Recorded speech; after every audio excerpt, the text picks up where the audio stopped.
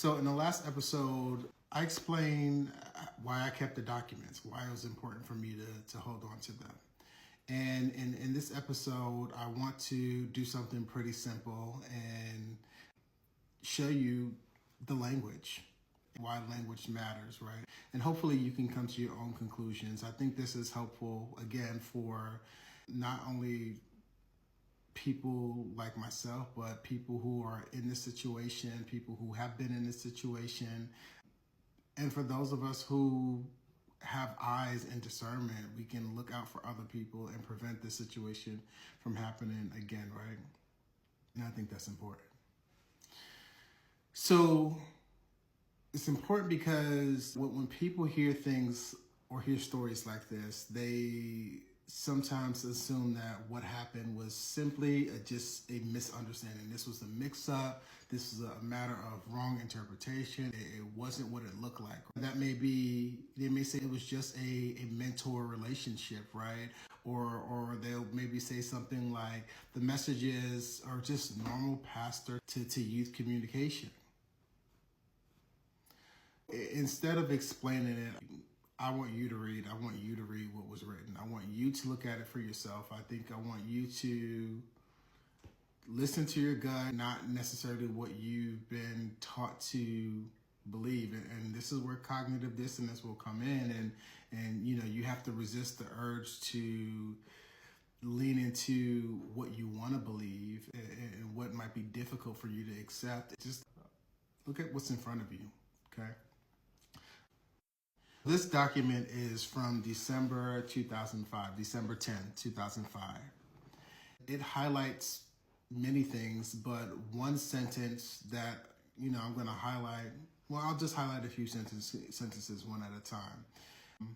This sentence: you have taught me that if you love something long enough and hard enough, it can and will be yours. I'll let you just kind of digest that, and I'm going to put many of these things into context, but I think up until now you kind of understand that there is a contextual, there's an overarching thing. Then I'll let you see this one. Stop taking the back seat in my life and walk alongside me. I'll pause it and let you hold that for a little bit again. Then let's look at the next one. Know where I am and what I am going. Know where I am and what is going on with me at all times. That's what he said. Another one.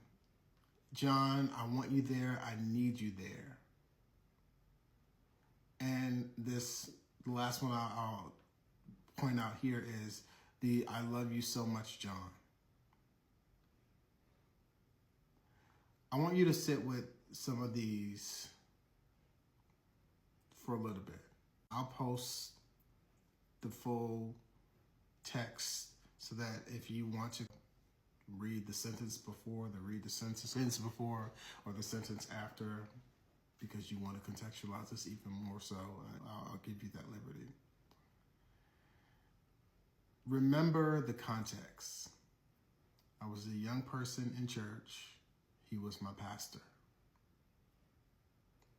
This is the language. Let's move on to the next document. So we have document 2. June 11, 2006, an email.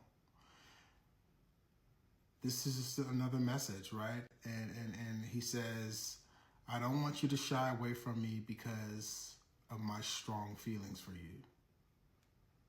Now, if you had any question or ambivalence about what was said before, you should see that there's a progression, and this language is definitely very different from what was said before, where the ambiguity had to decrease significantly for you at this point.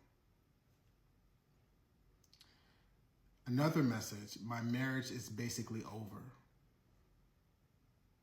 Again, I'll let you see sentences before and sentences after so that you can come to a more meaningful conclusion. But this is what you should be looking at. And if you see these things, you should not turn a blind eye to. You should not assume innocence, you know. I'm not going to say his name, but you can see in this sentence right here, he says, his first name, his last name, loves you with his whole heart. Talking about himself, he loves me with his whole heart. And then this last one that I'll talk about, this is all in document 2, June 11th, 2006, an email. I'm so in love with you. So I'll give you folks the benefit of the doubt. And, if you look at these in isolation, you may assume that these things are negligent. They're not meaningful, right? But when you look at them collectively, and that's what you have to do in this case, right? Because people slip through the cracks because of looking at things in isolation. And that's not how you do this here. In this situation, you have to look at a pattern. A pattern establishes credibility to the narrative. And that's what happened here. And so this is not mentor language, folks. This is not, I see someone that needs guidance and support, and I only want to do that for them. I only want to be that for them, right? This was not normal pastor communication at all. And if you feel like this is normal, I would challenge you to search yourself, right? And also be mindful of your environment, because if you have somebody that you're close to that is in this situation, you gotta wise up. So this was not normal. This was the private framing of the relationship. This is what was happening behind closed doors and email exchanges and text messages. Publicly, I was his spiritual son. Even in some of the emails, he would say that as well. So there was a lot of overlap with, one minute I'm your spiritual son, and the next I am the love of your life kind of thing. There was something incestuous, I would say, about that dynamic that also gave a layer of confusion for me. Privately, the language was very different. And the language didn't stop there, folks. In the next episode, I'm going to show how spiritual authority was used to keep me close.